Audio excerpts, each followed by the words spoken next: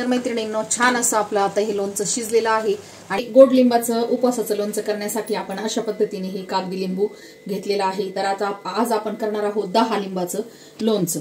तर कापडाने एकदम स्वच्छ करून घेतलेले आहेत हे लिंब आणि मग नंतर अशा फोडी करून घेऊ आपण।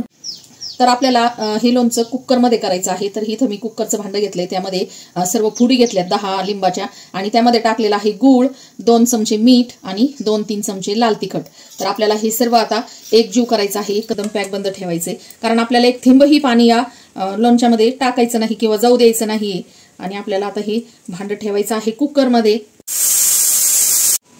तर अशा पद्धतीने छान असं हे लोणचं शिजलेलं आहे आणि लिंबाच्या रसाचं आणि गुळाचं यामध्ये पाणी झालेलं आहे। तर मैत्रिणींनो, छान असं आपलं आता हे लोणचं शिजलेलं आहे आणि आपण आता याला थंड होऊ देऊ आणि मग बरणीमध्ये भरू।